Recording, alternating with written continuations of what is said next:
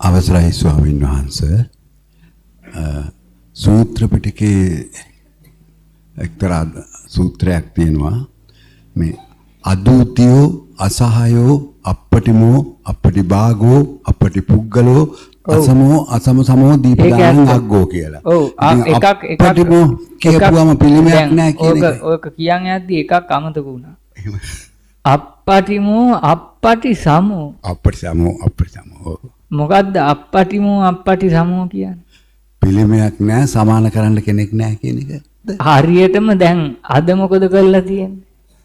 ඈ පිළිමේ ගාවට ගිහිල්ලා වැඳලම කියනවා අපටිමෝ අපටි සමෝ කියලා. තේරුණාද? දැන් මේ බුද්ධ ශක්තිය, මේ බෞද්ධ දමන ශක්තිය, බුද්ධ ශක්තිය කිසිම වෙලාවක මේ මහ භූත හතරෙන් පෙන්වන්න බෑ කියන එකයි අපටිමෝ කියන්නේ. තේරුණාද?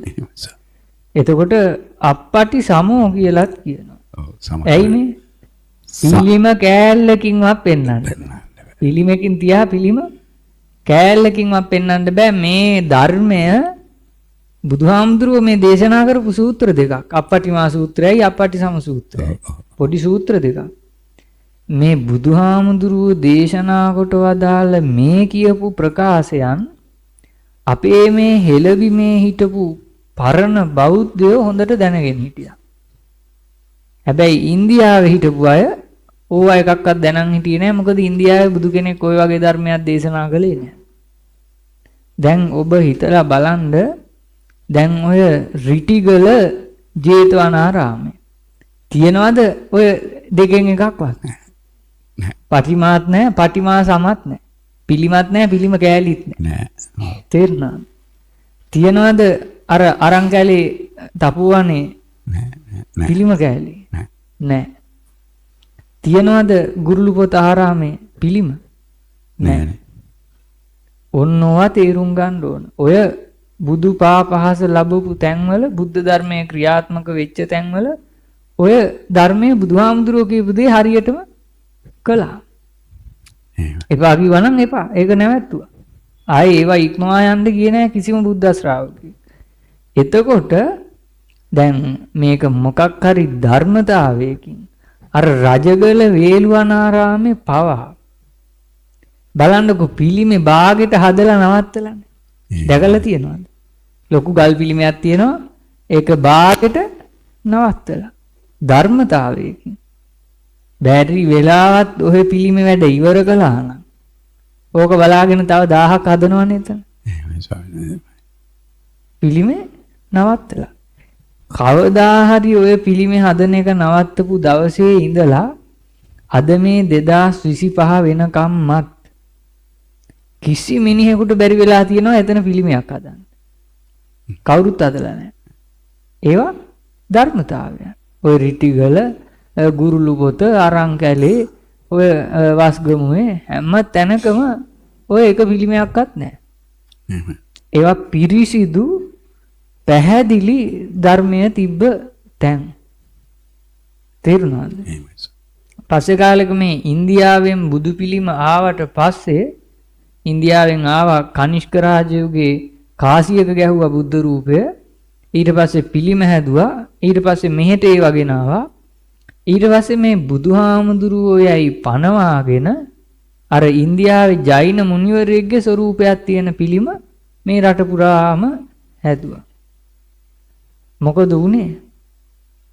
අර බුදුහාමුදුරුවෝ බොහොම ගම්බීරව කියපු අපටිමෝ අපටි සමෝ කියන එක අභාවිතයට පත් වුණා. ඕකයි උනේ. අපටි භාගෝ අපටි පුග්ගලෝ අසමෝ අසම සමෝ අසමෝ අසම සමෝ කියලාත් කිව්වා. කිසිම තවත් බුදුවරයෙකුට ඇරෙන්න වෙන කිසිම කෙනෙකුට සම කරන්න බෑ කියලා. එතකොට ස්වාමීන් වහන්සේ අපි මේ අර ගිහි සංවිධානයේ වැඩ කරනකොට අපි කවදාකවත් මේ පිළිමයකට වැන්දෙත් නැහැ.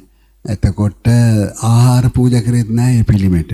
ඒක අපේ අතින් වෙච්ච වැරදක්ද ප්‍රමාද දෝෂයක්ද දන්නේ. මෙහෙමයි.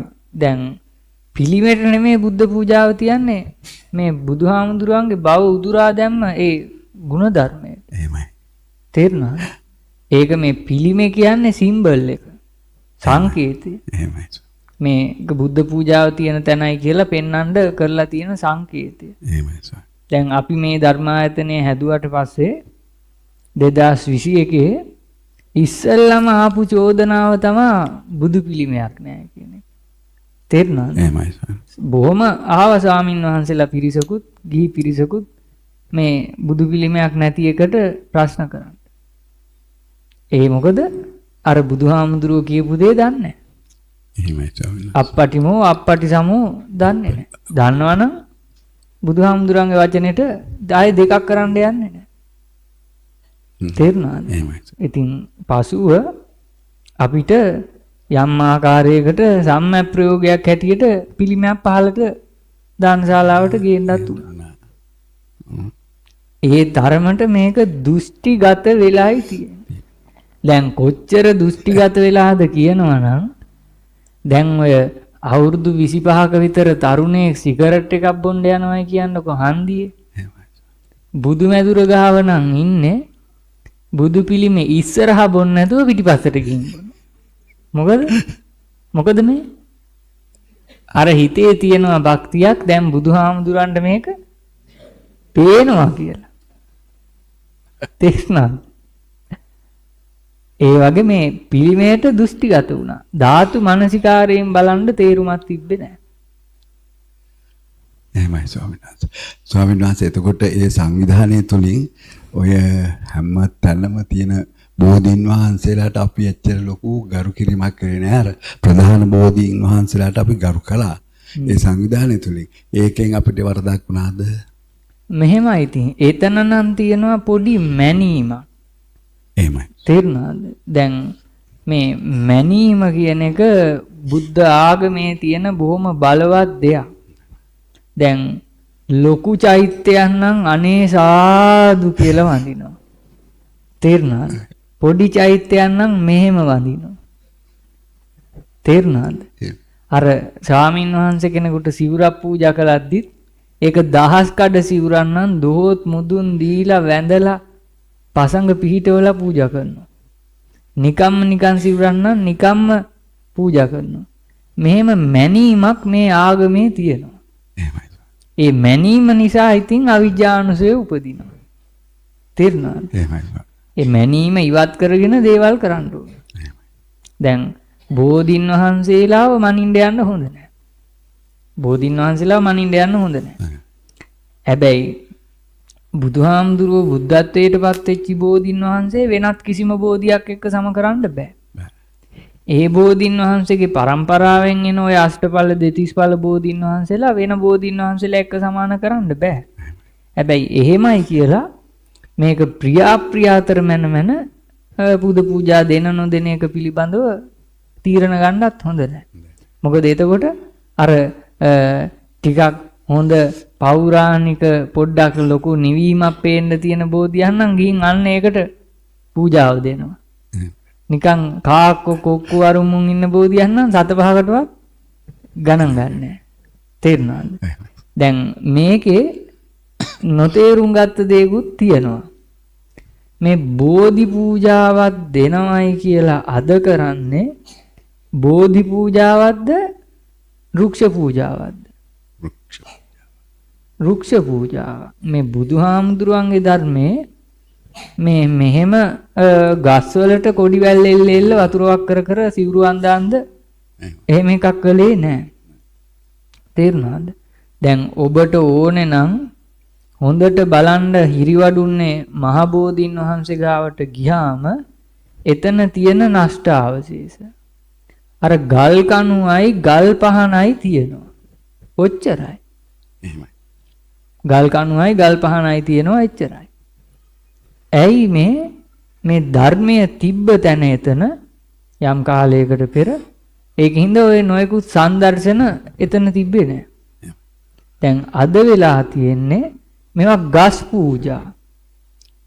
ගස් පූජා බවට පත් වෙලා තියෙන්නේ. මේ බෝධි පූජාව කියන්නේ ගස් පූජාවක් නෙමෙයි. මොකද්ද බෝධි කියන්නේ? භව උදුරා දැමීම. භව උදුරා දමන්නට පූජාව කියන්නේ දැන් ඔය බෝධින් වහන්සේ ගාවට ගිහිල්ලා එදා සිදුහත් බෝසත්තුමා මොකද කළේ? රාගයෙන් තොර වීත රාගී සිතක්, ද්වේෂයෙන් තොර වීත ද්වේෂී සිතක්, මෝහයෙන් තොර වීත මෝහී සිතක් මතු කරගෙන මෙත්තා කරුණා මුදිතා උපේක්ඛා පවත්වල සත්‍යක්‍රියාවක් කරන්න පුළුවන්. අන්න ඔය ගමේ පන්සලේ තියෙන බෝධීන් වහන්සේත් නිමිත්තක් බවට පත් කරගෙන අන්න ඒකයි ගිහිල්ලා කරන්න ඕනේ. දැන් මොකද කරන්නේ?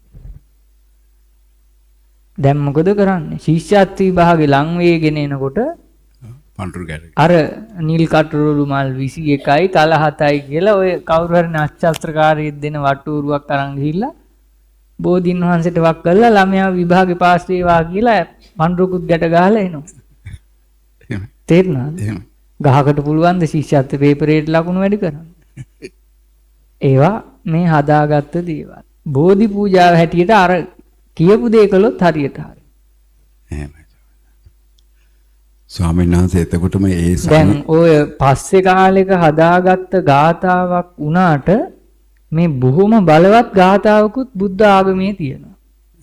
ඔය බෝධීන් වහන්සේ ගාවට ගිහින් බුද්ධ ශක්තියට අනුගත වීම ගැන. දැන් බලන්න සබ්බේ බුද්ධා බලප්පත්තා පච්චේකානංචයම් බලං අරහන්තානංච තේජේන හන්තු තේසං උපද්දවේ. මොකද්ද හන්තු කියන්නේ? ඕකට කොම්බුවයි ඇලපිල්ලකුයි දාලා හොන්තු කරලා තියෙනවා. තේස්නාද? හන්තු කියන්නේ මරනවා, ඝාතනය කරනවා, විනාශ කරනවා. මොනවද විනාශ කරන්නේ? තේසං උපද්දවේ. රාගය, ද්වේෂය, මෝහය කියන උපද්‍රවයන් තුන. අන්න කළොත් නියම බෝධි පූජාව. ඒකයි තේරුම් ගන්න.